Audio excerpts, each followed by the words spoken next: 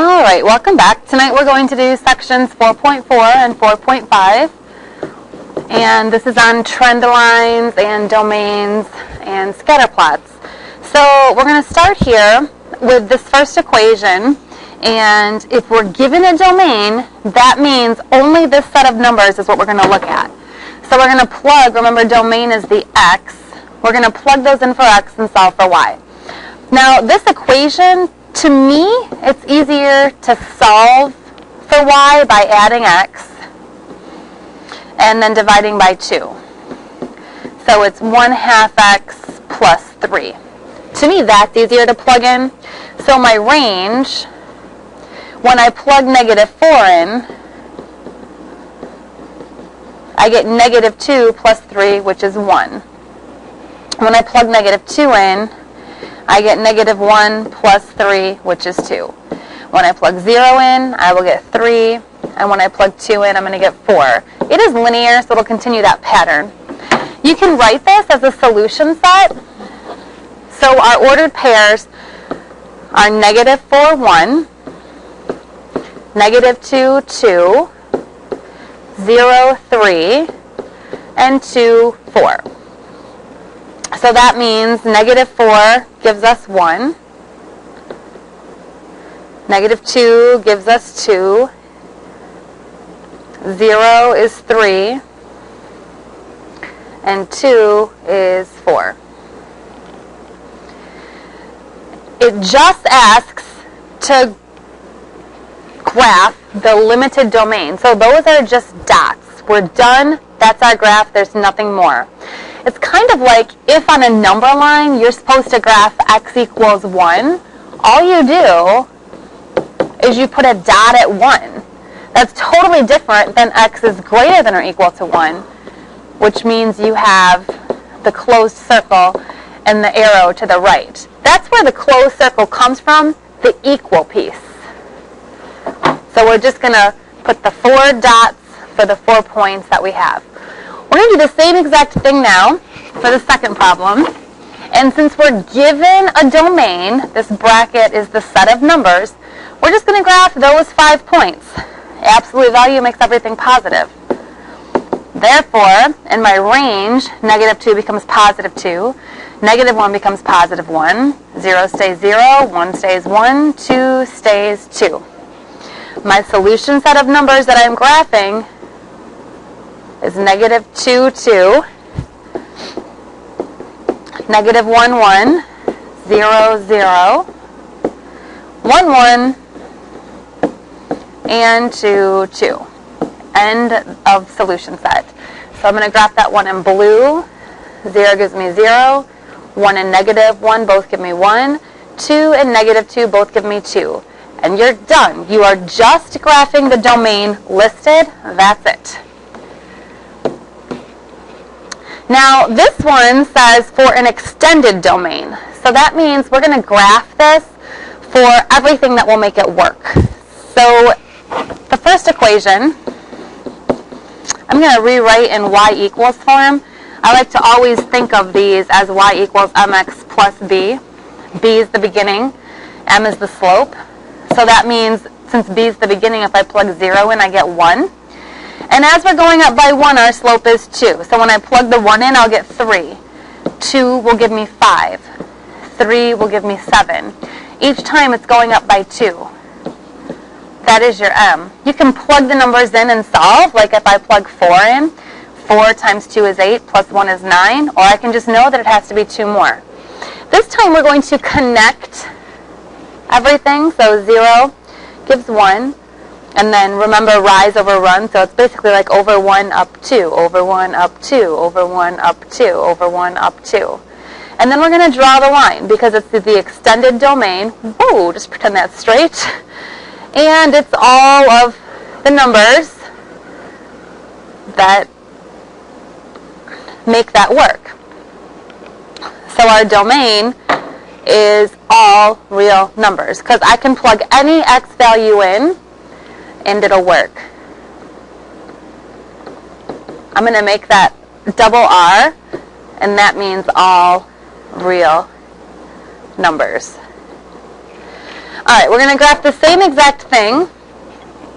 Not the same exact thing. On the same exact graph, we're going to graph this one. So I'm going to start at 0, which will give me 0. 1 squared is 1. 2 squared is 4. 3 squared is 9. But x squared is unique because in the negatives, it comes back up. So negative 3 squared is 9. When I plot this, 0 gives me 0. 1 and negative 1 give me 1. 2 and negative 2 give me 4. 3 and negative 3 give me 9. So we're going to draw our curve that is symmetrical, swooping upward. Again, the domain is all real numbers. I can plug anything in for x and anything in for y. The other x, I can plug anything in for x and I will get a y answer. The range for this is not all real numbers. The range, I'm only going to get y values that are greater than or equal to 0. But the domain, x is all real numbers. I can plug anything in and get an answer.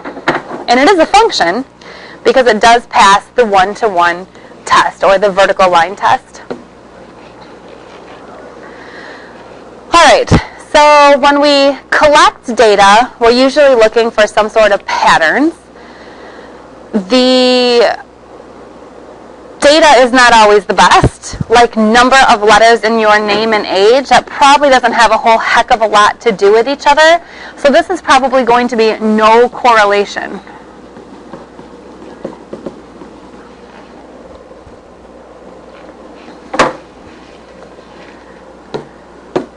So if we look at this positive correlation, we can draw some sort of best fit line that's showing this data. Now a best fit line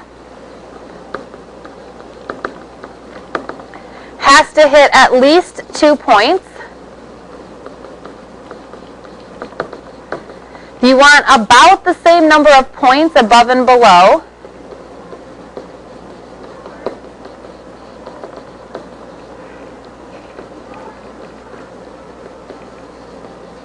And it has to follow the trend of the data. So you want these points as close as possible to the best fit line. This is supposed to be straight here. So I've got pretty close to the same number above and below. I've hit at least 2 points. I tried to hit this one and this one. You don't necessarily have to hit the lowest and the highest. You might hit 2 middle points. Once you've made a best fit line, and we'll get to this shortly, you can use the 2 points to write your slope and write your whole equation. Negative correlation is a negative slope, so our best fit line would be going down. And a lot of times if you grab a ruler, which I know that you can't see here, but if you grab a ruler and line it up, like I'm thinking my best fit line is going to go through this and this.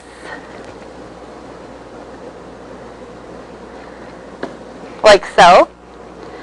And the last one is no correlation at all. We can't draw a best fit line for that. It's not linear whatsoever. There are things that are best fit curves. Like if you have a graph and it looks something like this, I mean that does definitely look like a best fit curve. So you can draw best fit curves.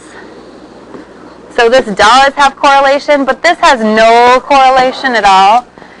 Can't really think. It looks kind of like a circle, but no correlation for now. All right, so if you look at this, we have positive correlation. I'm going to pick 2 points to make this best fit line with. It looks to me with my ruler that I'm going to go here and here. Now, this is not the only best fit line whatsoever. There are way more best fit lines than this one. But that's what I chose. So, now my point is 2, 3, or pretty close to 2, 3. I'm just going to say it's exactly 2, 3.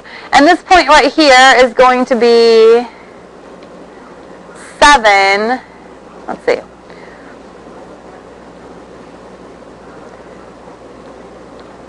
7.5.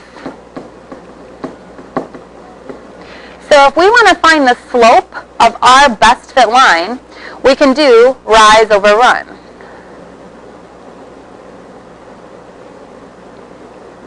So 1, 2, 3, 4.5, and this is 5. This is my rise, and this is my run. So our slope is 4.5 out of 5. That's a number just below 1. And my beginning, it looks like my B is a number just below 2. So maybe like 1.8. So my equation would be something like that. 4.5 out of 5. I'll grab a calculator.